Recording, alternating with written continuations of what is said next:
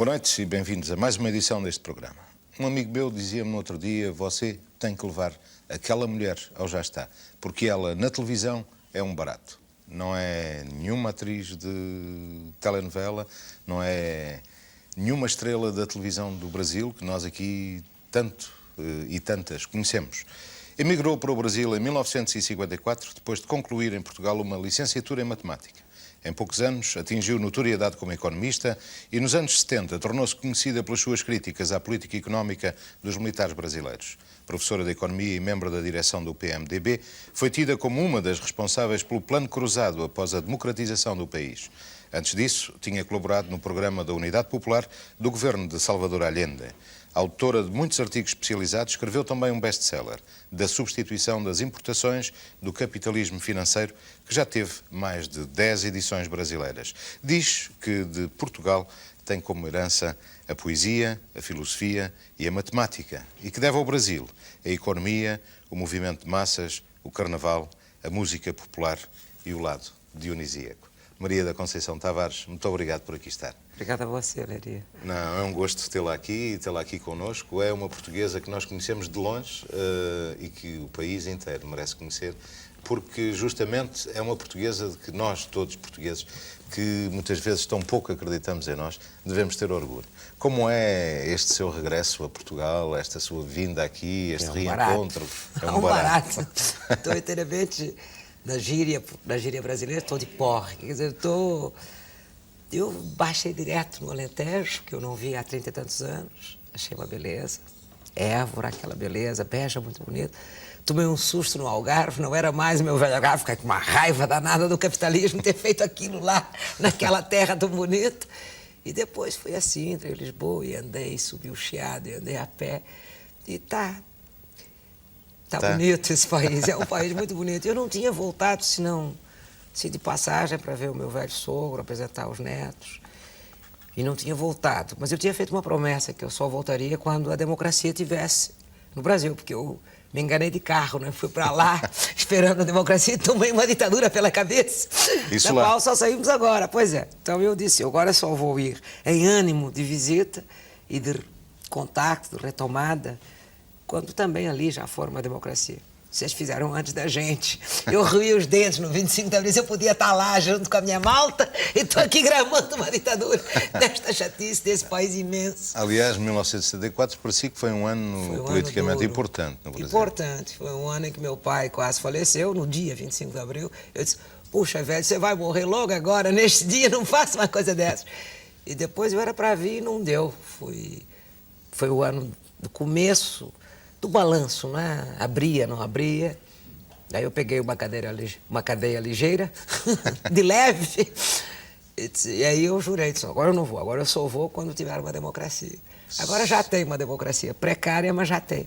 Então já pude ver a minha terrinha, ver as minhas raízes. Estou muito contente. Encontrou tudo aqui como esperava? Encontrei tudo de pé, umas coisas meio estranhas, uns supermercados das Amoreiras estranhíssimos, pós-modernos, estourando a paisagem, Sintra intacta, e o povinho, aquela coisa simpática, manhosa, descrente. Manhosa? É. Manhosa e descrente. Acha isso? Acha que somos mesmo esses manhosos? E passou tudo para lá, viu? Como diz o Chico Buarque, somos um imenso Portugal do lado de lá. Isso é bonito, você vê que nós não somos diferentes, que é a mesma coisa. Gíria à parte é a mesma coisa. Tem uma bagunça lá de tipo americano que aqui não tem. Ou seja, isso aqui é um país europeu. Eu já vesti mais severo para os meus talheres. Me retomei a minha tradição. E os meus amigos. Os seus amigos aqui. Pois é, que eu não vi há tantos anos. Foi um barato. Tem amigos aqui, por todo o lado, politicamente falando. Pois é, inclusive os meus amigos da minha turma original, que era a turma do técnico, são de todo o espectro político. Então eu estou um pouco confusa, que você não me pergunta sobre política porque não entendo nada, e cada um diz uma coisa. Não dá para entender. A minha turma do técnico foi uma turma brilhante, né? Tinha a Maria de Lourdes Pitacil, que eu não vi há 33 anos, vi o Brotas, o Nuno Cassis, o Pedro Miranda dos Negócios Exteriores, uma porção de engenheiros famosa. Então foi divertido. Eles também gostaram de me ver, foi muito bom. Eles estão todos por aí. Estão todos por aí, exatamente, intactos. E a senhora por lá. Intactos, muito firmes. Isso é um povo que envelhece lentamente, o povo português. Acha que é? Acho que nós ainda vamos estar jovens no século XXI. Estes meninos que estão aqui ainda vão estar todos aí no século XXI tinindo. Acha que é essa manha de que a Maria da Conceição fala também, que nos vai trazendo essa lentidão no envelhecimento? Eu acho. O pessoal faz o possível para não morrer rápido. E essa tradição do brigar mais devagar, de preferência não derramando muito sangue, fazendo umas malandragens, aquele jogo de cintura que o pessoal fala do Brasil, é daqui que herdou. A poeira é daqui? É daqui, não tem, a malandragem é daqui. O pessoal diz que isso é dos mineiros, mas é porque os mineiros são os mais portugueses dos brasileiros. Mineiros de Minas Gerais. Os mineiros de Minas Gerais. Eu estou convencida que a manha é portuguesa. Não tinha um jornalzinho chamado A Manha? Não, tinha lá no Brasil. No Brasil tinha um pequenininho, A Manha. A manha portuguesa. Mas a Maria da Conceição no Brasil, como é que se sente? Sente-se brasileira? Eu sou brasileira, né? Agora já é irrecuperável. Se bem que se eles fizerem muitas estrepulias e a democracia ficar mais dura que o que eu imagino, ainda vou acabar com as minhas costas aqui. Vou garantir uma vinda de vez em quando e vai conversando com os meus colegas economistas. Como é que encontra os seus amigos e colegas economistas aqui em Portugal vendo a economia? Para quem vem do Brasil, isso para quem vem batendo o é pé na dívida externa. Nós somos mais rebeldes lá. O pessoal aqui está muito acomodado. Então, isso é uma coisa engraçada. Eu achei muito simpática o debate, a coisa democrática, a coisa política, o pessoal irônico, cético, já achei engraçado. Mas na economia, ninguém conseguiu me dizer para onde vai, né? E a dívida externa, que é muito importante, porque nós temos uma dívida gigantesca de 100 bilhões de dólares, mas é 25% do produto. Aqui é 16%, mas é 70% do produto. Então, é uma dívida pesada. E ninguém parecia preocupado. Quer dizer, o pensamento econômico é um pouquinho conservador para o meu gosto. Mesmo os meus amigos progressistas e a economia não são lá muito progressistas. Ontem eu fiz uma palestra aí na Universidade Nova. O pessoal disse, puxa, mas foi um choque heterodoxo. Quer dizer, o nosso estilo não é positivamente o hábito na Terra. Aqui. O pessoal é mais tradicional. Aqui os economistas estão na moda. Estão na moda, mas são um pouquinho tecnocratas demais para meu gosto. É? Na tradição da economia política está se perdendo, viu, Lili? Está se perdendo. O pessoal é bem tecnocrata. Grandes esperanças na integração econômica europeia, acha que vai tudo sem problemas. Eu tenho dúvidas, né, Lili? Tenho dúvidas. Evidente que não tinha jeito, tinha que integrar, está na Europa, não pode fazer a coisa que o romancista sugeriu, de pegar a jangada e separar, fazer uma jangada de pedra, um Saramago. Não pode, a Maria da Conceição disse um dia no Brasil sobre o Saramago e sobre Portugal que nós éramos muito aquilo que via, por exemplo, no Memorial do Convento. É engraçado, eu não tinha noção. Há muito tempo que não lia literatura portuguesa, porque a gente lê tudo e depois para um tempo. Quando me mandavam os livros, e de repente chegou o Memorial do Convento do Saramago, que foi um best-seller, estourou no Brasil, foi muito bem vendido, fez um grande sucesso, a elite brasileira redescobriu Portugal. Porque eles sempre vivem redescobrindo Portugal. Periodicamente redescobrem a origem. Depois volta ao Manuel e ao Joaquim. Mas aí no Memorial a gente olhou e disse, é aquilo, né? Aquela elite autoritária que usa aquele povão, mas depois produz uma coisa daquele tamanho, né? Daquele convento, e fica com aquela malta à disposição para reconstruir Lisboa quando vem o terremoto. Mas é muito impressionante. E as mulheres portuguesas. O Gil Vicente eu reli porque o pessoal foi daqui lá com o teatro, certo, e levou as mulheres do Gil Vicente. A coisa dos poetas, os poetas nossos e os romancistas nossos aqui de Portugal são muito bem-vindos lá, né? É uma força muito grande. Nós temos muito boa literatura e poesia, mas aí sim, o meu bairrismo diz sempre que o daqui é melhor. O pessoal não acreditava. Claro. Então, mas eu penso mesmo que é ainda onde alguma cooperação se faz entre Portugal e o Brasil é na cultura. A parte cultural. Eu acabei de almoçar com o embaixador, que é um homem de cultura, um poeta, e vai muito bem. Agora, nos negócios não vai. Eu estive falando. Sabe o que é? Vai apenas, assim, os velhos comendadores portugueses que estão lá e que gostam da rainha, tipo esse do Pão de Açúcar, então vem para cá e faz as coisas dele. Mas, na verdade, o pessoal que vai para lá, fica lá. E faz o negócio lá, e vem tirar férias aqui. E há uma certa competição. Então, por exemplo, na coisa da Angola, é difícil, porque como o Brasil apoiou a Angola desde o início, então tem concorrência, não há cooperação, é difícil. A coisa da cultura vai. Vamos ver a coisa da informática, mas é difícil, porque a coisa da informática, vocês estão metidos na coisa europeia, os sistemas não são os mesmos. E a coisa comercial não é concorrente, de certo modo. Não é isso, é que é muito assimétrico. Quer dizer, é muito assimétrico. O mercado daqui é muito pequeno, o de lá é muito grande. Nós somos um estômago no Brasil, não é um país voltado para dentro, que não tem muita consciência da... É muito internacionalizado dentro do mercado. Tem todas as multinacionais, tem todo o capital estrangeiro. Mas a abertura para fora do Brasil é muito lenta, porque ele está mais pensando no Cono Sul da América Latina, a Argentina, a África, que está do outro lado. Portugal é aqueles amores, aquela coisa derretida, a cultura, o turismo, mas chega nos negócios... por onde se passa a caminho de Itália, Exatamente. normalmente. Não é? Aí é que está, no Ou fundo, Paris. a gente prefere fazer negócios com os italianos, com os alemães, com os franceses, o que é um equívoco. Tampouco é uma questão de governo a governo. Há um entendimento maior do governo a governo, a ida de Soares foi um barato, todo mundo ficou entusiasmado.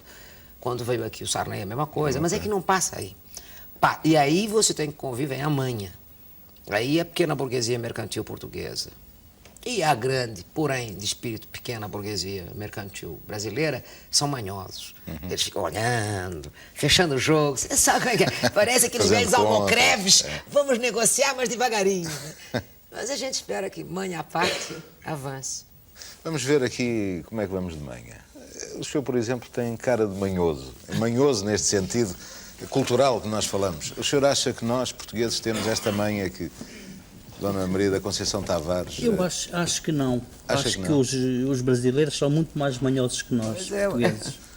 Também acho. E se me fosse permitido fazer uma pergunta à senhora, Com certeza. eu perguntava-lhe, eu aqui há dias li no jornal que a senhora Dona Conceição teve bastante influência no tal plano cruzado. Exato. E o plano cruzado parece que deu um grande buracão. De um buracão. Eu gostava que a senhora dissesse, comentasse o plano cruzado, o que é? O plano cruzado foi, eu vou lhe dizer rápido, foi a primeira tentativa, junto com a Argentina e com Israel, de fazer uma estabilização que não fosse contra os pobres. Todos os planos de estabilização são do Fundo Monetário, tem a marca registrada. E a marca é assim, como é que faz estabilização? Na crise de 82, foi uma crise financeira internacional, os Estados Unidos retomaram o controle, arrocharam o mundo e houve uma recessão generalizada no mundo. Como é que fez? 44 países foram ao Fundo Monetário e eles disseram assim, faz o seguinte, arrocha os salários, aperta os salários para baixo, corta o gasto público, desvaloriza o câmbio e, depois disso, controla de alguma maneira a moeda, aperta a moeda. Evidentemente, eles esqueceram que isso só pode ser feito quando você está inserido num contexto em que a moeda dominante é a padrão, que é o caso europeu. Você pode fazer isso na Europa desde que o iene, o marco e o dólar tenham uma relação estável. Mas se você está num continente africano, ou asiático, ou latino-americano, ou na área socialista, diga-se passagem, que foi os primeiros a quebrar, a Polônia, é muito difícil. E a receita é uma receita miserável, porque ela implica em desemprego. Desemprego que até hoje está na Europa. Depois a gente conversa aí com os jovens, tem 60% de jovens desempregados na Europa, entre 18 e 20 e tantos anos, que é grave. Ora, o Brasil não tem condições de aceitar mais isso. Ele fez 3 anos, 4 anos, foi uma desgraça. E a inflação não cai. Porque em países como o Brasil, a Argentina, o México, fazer a coisa do fundo não dá resultado. Você faz arroxo, aumenta a miséria, que já é grande, o desemprego e não cai a inflação. Então nós tentamos fazer um plano diferente. Um plano que congelasse os preços temporariamente e que permitisse que os salários subissem lentamente. Enquanto funcionou, e funcionou durante 8 meses, todo mundo ficou contente. Foi um sucesso gigantesco, subiu o emprego, e é verdade, os salários subiram até demais. O pessoal gastou, ganhou dinheiro, etc. Mas aí veio o problema de que o excesso de consumo de todo mundo, da classe média que aproveitou e lavou a égua, como se costuma dizer, deu um problema cambial.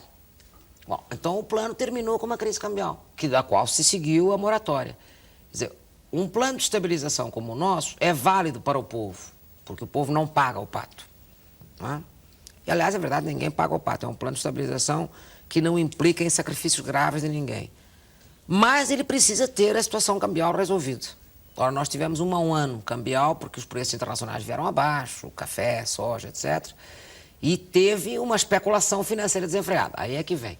Quando se tem um país de especuladores, manhosos, mercantis, que na verdade só querem ganhar dinheiro e o resto do povo não interessa, é muito difícil fazer um plano assim. Você teria que ter um acordo político. Como é um ano de transição política, o presidente não tem hoje as condições de agregar os vários setores para fazer um acordo tácito para não subir os preços, não subir os salários, para estabilizar. Então, no que saiu, saiu a galope. Quer dizer, quando o pessoal percebeu que ia estourar, todos correm na frente. É o mal desses planos de estabilização, em que você congela os preços, é que quando descongela, todo mundo salta na frente. Então, saltou na frente 7, 15, 20 ao mês. E é nessa situação que nós estamos agora. Nós estamos com uma inflação descontrolada, os empresários estão com medo do outro congelamento, então já saltam os preços preventivamente, depois fazem desconto. Por exemplo, o cara salta 100 e depois desconta 70, que é uma maluquice, mas é o que faz. Aí os sindicatos fazem greve, aí os funcionários públicos também. Está numa situação de um certo descontrole, que seguiu basicamente a moratória. Então o Brasil tem um problema de dívida externa que tem que resolver. É claro que, voltamos, em termos relativos, a dívida não é tão grande em relação ao produto. Sim, mas é absoluto, em termos absolutos é muito grande. Nós pagamos 55 bilhões de dólares nos últimos 4 anos. Não dá para continuar. Mas vai dar para quebrar o galho. E eu espero que funcione a lição do poeta, pela pedra. Batendo com a cabeça na parede, o pessoal acaba percebendo que dói e aí acomoda. E não creio, não há pelo menos indícios de que a gente volte a uma situação de ditadura militar ou nada pelo estilo. Até porque os militares não conseguiriam resolver tão pouco. Evidentemente, eles acabaram de sair do poder, não vão querer voltar numa crise destas para o poder. Deixa que os civis se virem. Vamos ver se A Maria da virem. Conceição no Brasil fez aqui há tempos uma afirmação bastante polémica. Era que as grandes instituições no Brasil, os militares, a Igreja e o Partido Comunista estavam em crise. Tá. E acha que estão? Acho. A igreja está em crise porque ela tem um estamento conservador e os jovens padres estão com o povo. Então os jovens padres vão e ocupam os terrenos junto com os camponeses. E são mortos. Aí os bispos têm que dar cobertura. É muito complicado. Por outro lado, tem todas as demais igrejas concorrendo. Não é? As várias versões de protestantes, a macumba, etc. Então a igreja católica hoje não é aquele bastião conservador. Pelo contrário. Eles hoje estão em crise, tem uma ala progressista da teologia da libertação e tudo isso é um grande conflito. O Exército também, porque evidentemente passaram 21 anos sendo responsabilizados por todo mundo, por todos os horrores que aconteceram, quando nem sempre foram responsáveis por tudo, mas enfim, levaram a pecha. Então é uma instituição na defensiva, quer dizer, eles não estão querendo pôr as caras. E o pobre do PC, porque sempre foi ilegal durante 40 anos, quando legalizaram é muito pequenininho. As pessoas não vão se dizer comunistas. Aqui tem muito anticomunismo, mas mal tem um partido comunista que mete as caras, enfim. O velho Cunhal tem panache, lá não, é um partidinho. E não tem uma ideologia clara, porque também não pode chegar e dizer, olha, vamos copiar a União Soviética, que não cola num país como o Brasil, não vai ninguém querer copiar coisíssima nenhuma. Né? Então são 3 instituições de enquadramento onde a juventude entrava, uns com a ideologia católica, outros com a ideologia socialista, outros com a ideologia militar, mas eram enquadrados, era-lhes dito que havia uma pátria, o socialismo ou o céu. E agora a turma jovem não tem quem lhe diga nada. E é meio anarca, é meio anarquista. Então, se você chegar hoje para um jovem de 18 anos e dizer, meu filho, sacrifique-se pela pátria, o cara olha para ti assim, de que pátria ela está falando? Ou nós vamos ao socialismo, o cara olha assim, está brincando. Ou esta vida é um vale de lágrimas, você vai para o céu, sim, mas eu prefiro viver a vida. Então é difícil. Você não tem uma estrutura ideológica, são instituições antigas, né? De várias tendências. E não tem. Então você está pagando o preço da liberdade. E a liberdade é uma coisa que a gente luta por ela há anos. Depois, quando ela veio, você verifica que é anárquica, que tem conflito. É difícil. E as pessoas se espantam. Julgavam que a liberdade era a paz. E não é, é o conflito. É difícil. Então está todo mundo aprendendo. Como é que se vive o conflito, como é que se negocia, como é que se cede, como é que não se cede, como é que se... Estão aprendendo a viver o conflito, que é o sinal da liberdade e da democracia. O pessoal julgava que a democracia era um passeio. Não é um passeio, é um conflito. E é difícil, depois de 20 e tantos anos de ditadura, em que fica se olhando para cima, esperando que eles mandem. Então todo mundo fica olhando para o governo. A culpa é do governo. De repente cai em si e diz, não, peraí, mas a culpa também é nossa. Nós somos uma sociedade civil, livre. Não pode ser que o governo, lá em Brasília, lá a quilômetros de distância, resolva os destinos desse país. Então essa consciência da liberdade e da identidade é um processo muito doloroso. Dói muito descobrir que se é livre. E da que não é o paraíso. responsabilidade. E da responsabilidade. Pois é difícil. Por exemplo, é difícil para mim ser aplaudida quando sai o plano cruzado na rua e agora não, agora sou pichada. Como é? Não funcionou? O pessoal cobra, né? É para cobrar, aqui, não é? até Até aqui, aqui, você não viu? Até aqui. Como é? E o cruzado? Não deu certo. Mas dará de novo, a gente tenta de novo. E vocês, como é que jovens estudantes, já ouviram aqui falar, Maria da Conceição Tavares, sobre a situação dos jovens pela Europa? Vocês estão na Europa, como é que veem o vosso futuro e como é que veem uma mulher portuguesa que saiu daqui, sozinha, no fundo, não ia à conquista de coisa nenhuma, mas conquistou um país daquele tamanho e com aquela gente como é o nosso Brasil? Eu acho que é preciso muita força de vontade. É? E você tem? Tenho um bocado. Por exemplo, no caso de um jovem de cá de Portugal que quer, digamos, saltar para o Brasil e iniciar-se lá como arte, até que pode ter as coisas tão difíceis mesmo. Muito difícil. para Você mostrar. pode. Eles vão te adorar, vão te dar tapinha nos ombros, vão dizer que bacaninha, vem pra cá, mas não vão te dar trabalho. A arte no Brasil é uma arte de massas.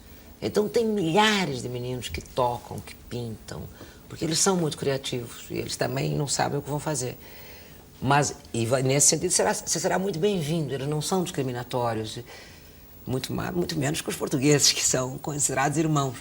A questão é, se você quiser viver disso, como é que você vai ganhar a tua vida? Nós não temos uma indústria cultural suficientemente forte. Se for para a televisão, é mais fácil. Essa é uma indústria em plena expansão. Mas a arte ainda não é. Então, esse é um desafio. Fatalmente que vai ter que ter alguma maneira de viver por aí. Porque vocês não vão poder ir para a agricultura, nem para a indústria, nem para as finanças, porque não vai ter, vai automatizar.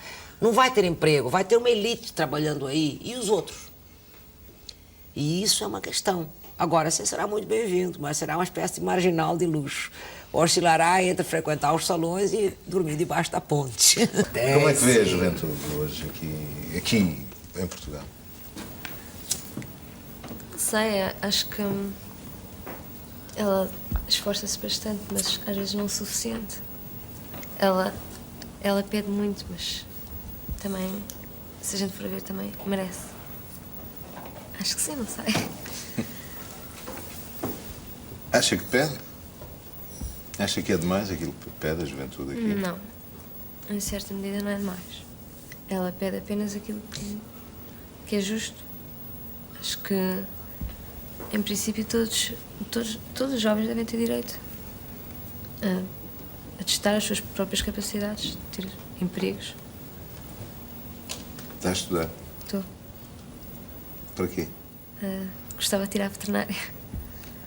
O gostava de tirar é porque não tem a certeza de que vai tirar? Não tenho a certeza de entrada, por causa das médias. Por causa das médias. Pois. Maria da Conceição, pedi-lhe só uma coisa. Tem aqui estes jovens, tem todos os jovens que quiserem olharem para si. O que é que diria uma portuguesa como a Maria da Conceição Tavares Para eles vai ser duro. a toda esta juventude? Porque não vai dar para ser um caso especial, né? A coisa da coragem, da iniciativa, etc., que é muito das mulheres portuguesas, tá? Tem várias lá que fizeram isso. Tem aqui. Você não pode mais fazer individual, quer dizer, vocês têm uma geração que tem um problema coletivo na frente e é difícil. Eu não tenho nenhuma mensagem, mas eu acho que vocês não têm mais paradigma. E ninguém pode dizer para vocês, façam isso. Para mim ainda podiam dizer, os meus velhos mestres, do velho Bento Jesus Caraça em diante, todos disseram, olha, vai por aqui, é uma luta contra o fascismo. Tudo bem, e agora? Não é uma luta contra nada, é uma luta pelo futuro. E o futuro está muito incerto. Mas eu tenho certeza que vocês vão construir o de vocês. É o que ela diz, é a luta pelos direitos. Possivelmente, no meu tempo, a gente não achava, não estava tranquilo que tinha direitos. Estava tranquilo que você tinha que cavar o teu direito de uma maneira dura. E não era garantido. Era uma sociedade dura. Afinal de contas, o salazarismo era uma coisa aporrinhante, era uma coisa dura. Você não tinha espaço. Agora você tem espaço, mas em compensação as oportunidades estão aonde? Não é? Então vocês têm que lutar por elas. E a coisa do desemprego eu não tenho resposta. Como é que vai resolver? Então vocês seguramente herdarão a tradição da luta, da persistência portuguesa, mas dos economistas vocês não têm muito o que aprender. Vocês vão ter que construir o emprego. Tomara que a arte, a cultura, a natureza, os recursos naturais deem muito emprego. Por enquanto não dão. Se for só no comércio, nas finanças, na indústria, vocês estão condenados, porque isso não vai dar muito emprego. Mas se no século XXI que vocês estão chegando, for possível fazer da liberdade criativa um meio de vida, vai ser uma boa. Em todo caso, eu recomendo só uma coisa. façam uma profissão que vocês puderem. Mas, en passant, vê se faz uma arte menor, ou um pouquinho de pintura, ou de música. Não é por diletantismo, é que, pelo menos, vocês estão vivos. Porque eu, por exemplo, se não tivesse conseguido fazer a minha profissão, eu estaria liquidada. Eu não sou artista. Eu não sou poeta, eu não sei cantar, eu não sei tocar, eu não sei pintar. Eu só tenho a minha cabeça. E ela ia estourar se eu não conseguisse usá-la. O meu garoto tem 22 anos, ele também está fazendo economia, mas ele também toca. Outros pintam, outros usam a enxada, outros plantam. Porque é uma maneira de dividir o ser humano. Você pode usar a tua cabeça e o teu trabalho ou não, mas também pode usar o outro lado. Esse outro lado eu acho que vocês deviam aproveitar, até porque Portugal é tão do outro lado que vocês não deixem a velha tradição da poesia, da filosofia, da música, da arte morrer.